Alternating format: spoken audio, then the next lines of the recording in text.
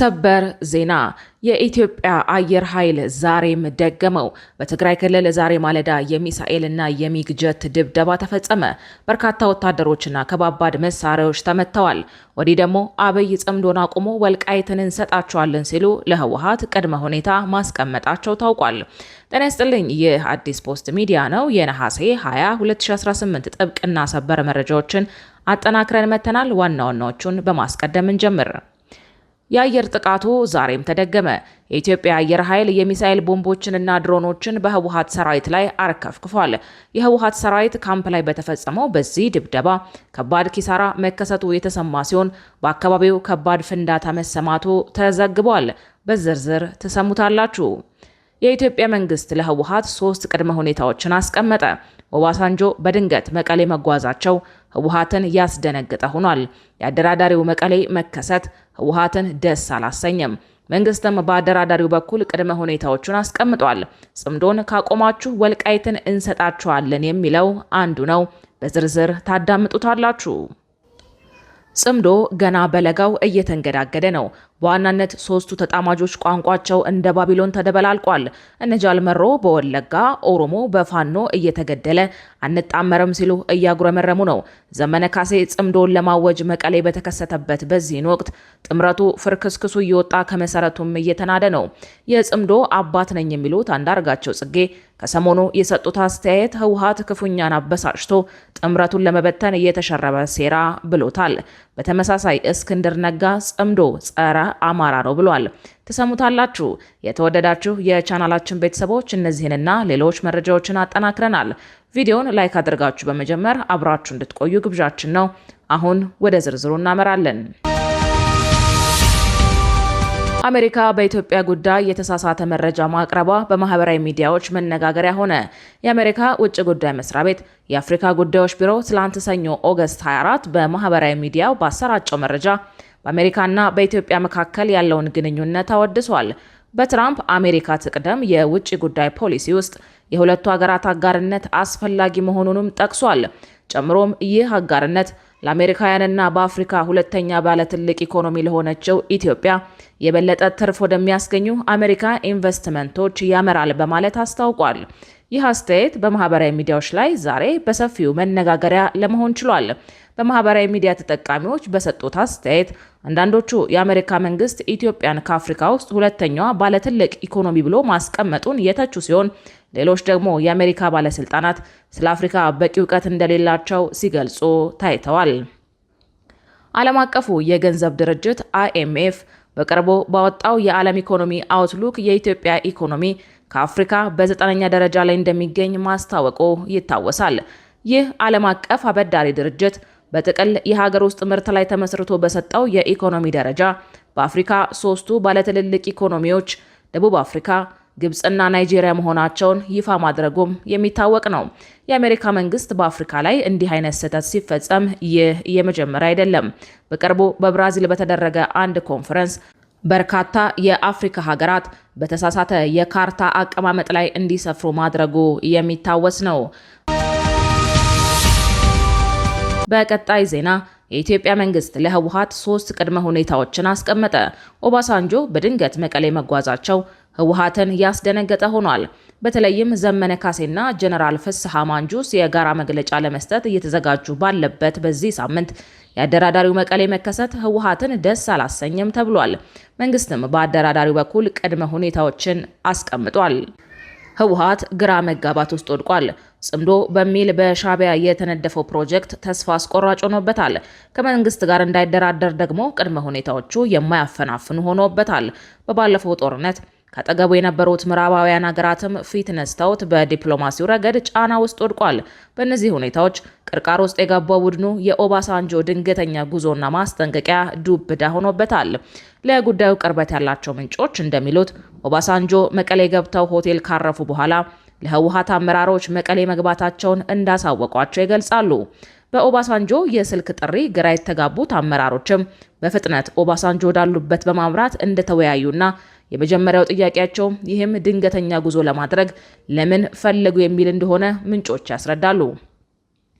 ኦባሳንጆም ጉዳዩ እጅግ አሳሳቢ በመሆኑ ድንገት መምጣታቸውን አብራርተዋል። አደራዳሪው ዲፕሎማት ከፌዴራል መንግስት በኩል ያሉ ቅድመ ሁኔታዎችን ለነ ደብረጽዮን እንደገለጹላቸው ተሰምቷል። የኦባሳንጆ የመቀሌ ጉዞ ዋና ዓላማው በህወሓትና በፌዴራል መንግስቱ መካከል ዳግም ያገረሸው ውጥረት ወደ ከፋ ግጭት እንዳያመራ ለማሸማገል እንደሆነ ታውቋል። ይህ የኦባሳንጆ የሰላም ጥረት በፌዴራል መንግስቱ እውቅና የተከናወነ ሲሆን የፌዴራል መንግስቱ ለድርድር ለመቀመጥ 3 ዋና ዋና ቅድመ ሁኔታዎችን በኦባሳንጆ በኩል ለህወሓት ሰዎች ማቅረቡ ተገልጿል። የመጀመሪያው ቅድመ ሁኔታ የፌዴራል መንግስቱ የሥራ ዘመናቸውን ለ1 ዓመት አራዝሞላቸው የነበሩትና በአሁኑ ወቅት በመቀሌ በሚገኘው መኖሪያ ቤታቸው በቁም እስር ላይ ናቸው የተባሉት የክልሉ ጊዜያዊ አስተዳደር ፕሬዝዳንት ጀነራል ታደሰ ወረደ ወደ ስልጣናቸው እንዲመለሱ የሚጠይቅ ነው። ሁለተኛው ቅድመ ሁኔታ ደግሞ ህወሓት ከፋኖ ከኤርትራ መንግስትና ከሌሎች ተቃዋሚ ኃይሎች ጋር የመሰረተውና ጽምዶ የተሰኘውን ህብረት እንዲያቋርጥ የሚጠይቅ ነው። ይህ ስብስብ በቅርቡ አመራሮቹን መምረጡ የሚታወስ ሲሆን ዓላማውም የብልጽግና ፓርቲ የሚመራውን መንግስት ከስልጣን ማስወገድ እንደሆነ በተደጋጋሚ ሲገልጽ ቆይቷል። ሶስተኛውና የመጨረሻው የፌዴራል መንግስቱ ቅድመ ሁኔታ የህወሓት የፕሪቶሪያውን የሰላም ስምምነት በማክበር ታጣቂዎቹ በዲዲአር መርሃ ግብር መሰረት ትጥቅ እንዲያስፈታ የሚል ነው። በሌላ በኩል ህወሓት ባወጣው መግለጫ መሰል ቅድመ ሁኔታዎችን ያቀረበ ሲሆን ከነዚህም መካከል የወልቃይትና የራያ አካባቢዎች ወደ ትግራይ ክልል እንዲመለሱ፣ የፌዴራል መንግስቱ ወታደራዊ እንቅስቃሴ እንዲያቆምና በክልሉ ላይ የተጣለው የኢኮኖሚ ማዕቀብ እንዲነሳ የሚሉ ይገኙበታል። የአሜሪካው ኤምባሲ በይፋዊ የማህበራዊ ትስስር ገጹ ባሰፈረው አጀንዳ ይህ የኦባሳንጆ የሰላም ጥረት በአሜሪካና በሌሎች ዓለም አቀፍ ተቋማት ሙሉ ድጋፍ ያለው መሆኑ አረጋግጧል። በቀጣይ ዜናችን ጽምዶ ገና በለጋው እየተንገዳገደ ነው። በዋናነት 3ቱ ተጣማጆች ቋንቋቸውን እንደ ባቢሎን ተደበላልቋል። እነ ጃልመሮ በወለጋ ኦሮሞ በፋኖ እየተገደለ አንጣመርም ሲሉ እያጉረመረሙ ነው። ዘመነ ካሴ ጽምዶን ለማወጅ መቀሌ በተከሰተበት በዚህን ወቅት ጥምረቱ ፍርክስክሱ እየወጣ ከመሰረቱም እየተናደ ነው። የጽምዶ አባት ነኝ የሚሉት አንዳርጋቸው ጽጌ ከሰሞኑን የሰጡት አስተያየት ህወሓትን ክፉኛ በሳጭቶ ጥምረቱን ለመበተን እየተሸረበ ሴራ ብሎታል። በተመሳሳይ እስክንድር ነጋ ጽምዶ ጸረ አማራ ነው ብሏል። አንድ ቋንቋ ተናግረው መግባባት የማይችሉ አካላት በሻዕቢያ አጣማጅነት የነደፉት ጸረ ኢትዮጵያ ፕሮጀክት እንደ ጨው አምድ እየሟሟ ነው። በተለይ በአማራ ክልል ታጣቂዎች በኩል የጥምረት ከባድ ተቃውሞ እየተነሳበት ታጣቂ ኃይሉንም እንደ አሜባ እየሰነጣጠቀው ነው። በተለይም ስለ ጥምረቱ ታጣቂዎቹ ምንም አይነት መረጃ የላቸውም የሚለው የእስክንድር ነጋ ገለጻ አስደንጋጭ ሆኗል። ከፋኖ መስራቾች አንዱ የሆነውና በመሰረተው ድርጅት ተደጋጋሚ የግድያ ሙከራ የተደረገበት እስክንድር ነጋ ጽምዶ ጸረ አማራ ነው ብሏል። እስክንድር በቃለ መጠየቁ አሁን ያለውን የአማራ ፋኖ ብሔራዊ ንቅናቄ አፋብን አመራር ህጋዊ መሰረት የሌለው ነው ብሎታል። በተለይም ፋኖ ከሌሎች ታጣቂ ኃይሎች ጋር የፈጠረውን ጥምረት ወይም ጽምዶ ጸረ አማራና ጸረ ኢትዮጵያዊ ነው በማለት ተቃውሟል። ስለ ጽምዶ ጥምረት ተጠይቆ ምላሽ የሰጠው እስክንድር ነጋ የጥምረቱ ዋነኛ መለያ ጸረ አማራነት እንደሆነ ተናግሯል። ይህ እኛ ብቻ የምንለው ሳይሆን መላው ዓለምም ቢሆን እነዚህን ኃይሎች የሚያውቃቸው በጸረ አማራ ባህሪያቸው ነው ሲል አጽንኦት ሰጥቷል። አክሎም ጥምረቱን መሰረተ የተባለው የነ ዘመነ ካሴን አመራር በህጋዊ መንገድ ያልተመረጠ በመሆኑ አጠቃላይ ሂደቱና አመራሩ ህገወጥ ነው ሲል ኮንኗል። የአፋብና አመራርነቱን በራሱ ፈቃድ ለቆ ተራ አባል ሆኛለሁ ያለው እስክንድር ነጋ የፋኖ አባል ሳያውቀው የሚደረግን ትብብር አንቀበልም ብሏል። አቶ እስክንድር ነጋ ለዶቼ ቬሌ ወይም የጀርመን ድምጽ የሰጡት ቃለ ምልልስና የጽምዶ ጥምረትን በጽኑ መቃወማቸው በአማራ ፋኖ እንቅስቃሴና በኢትዮጵያ ፖለቲካ ውስጥ ትልቅ እንድምታ አለው። አቶ እስክንድር እንደገለጹት ይህ ጥምረት የተሞከረው ከመላው የፋኖ አባላትና ታጣቂዎች እውቅና ውጪ ነው ብለዋል። ለዓመታት በአማራ ህዝብ ላይ ጥቃት ሲያደርሱ ከነበሩ ኃይሎች ጋር መሰለፍ የፋኖን የትግል መስመር ያረክሳል ብለው ያምናሉ። ይህንን ጥምረት የኢትዮጵያን የመበታተን የውጭ ኃይሎች ማለትም የግብጽና የሻዕቢያ ስትራቴጂና የአማራና የኢትዮጵያ ጠላቶች ስራ ሲሉ ፈርጀውታል። ይህ የእስክንድር ቃለ ምልልስ የአማራ ፋኖ ብሔራዊ ንቅናቄ አፋብንና ሌሎች የፋኖ ክንፎች ሙሉ በሙሉ በአንድ እዝና ዓላማ ስር እንዳልሆኑ ያሳያል። በእስክንድር ነጋና በዘመነ ካሴ ቡድኖች መካከል ያለው የስትራቴጂ ልዩነት ወደ አደባባይ ወጥቷል። የጽምዶ መፈረካከስ የታየው በፋኖ ታጣቂዎች ጓዳ ብቻ አይደለም። በተመሳሳይ በህወሓት ቤት ውስጥም የንትርክ ምንጭ ሆኗል። ዓመት በተቀያየረ ቁጥር አቋም በመቀየር የሚታወቁት በዚህም አክሮባቲስቱ ፖለቲከኛ የሚል ቅጽል ስም የተሰጣቸው አንዳርጋቸው ጽጌ ከሰሞኑ የሰነዘሩት አስተያየት ህወሓትን አስቆጥቷል። አቶ አንዳርጋቸው አንከር ከተባለ የበይነ መረብ ጋር በነበራቸው ቃለ ምልልስ እንዳብራሩት ህወሓትና ፋኖ በኤርትራ መንግስት አሸማጋይነት እንደተቀራረቡ ገልጸው ተቀራርበው በተወያዩበት ወቅትም የፋኖ ኃይሎች ህወሓቶችን ምዕራብ ትግራይን እናስመልሳለን በሚል አካባቢውን በኃይል ለመቆጣጠር የምትሞክሩ ከሆነ ተቀባይነት የለውም ብለው እንደነገሯቸውና ህወሓት አመራሮችም በዚህ ሀሳብ ተስማምተው ወደ ጥምረቱ መምጣታቸውን ገልጸዋል። ይህ የአቶ አንዳርጋቸው መረጃ በማህበራዊ ሚዲያ መነጋገሪያ መሆኑን ተከትሎ የህወሓት ምክትል ሊቀመንበር የሆኑት አቶ አማኑኤል አሰፋ በማህበራዊ ትስስር ገጻቸው ጠንከር ያለ ምላሽን ሰጥተዋል። የበግ ለምድ የለበሱ ተኩላዎች ሴራ የሚል አገላለጽ ተጠቅመው ምላሻቸውን የሰጡት አቶ አማኑኤል ማብራሪያቸውን ሲቀጥሉ አንዳርጋቸው ጽጌ ከዚህ በፊት ከብልጽግና ጋር በመተባበር በትግራይ ህዝብ ላይ የፈጸመው ድርጊት ሳይበቃው አሁን ደግሞ ከስርዓቱ ጋር የተጣላ መስሎ በህዝባዊ ኃይሎች መካከል ስንጥቅ በመፍጠር ጽምዶን ለማፍረስ እየሰራ ነው ሲሉ ከሰዋል። አቶ አንዳርጋቸው ጽጌ ጽምዶን በይፋ በመቀላቀል ባለፉት ጥቂት ወራት በተለያዩ የጽምዶ መድረኮች ንቁ ተሳትፎ ሲያደርጉ መቆየታቸው ይታወሳል።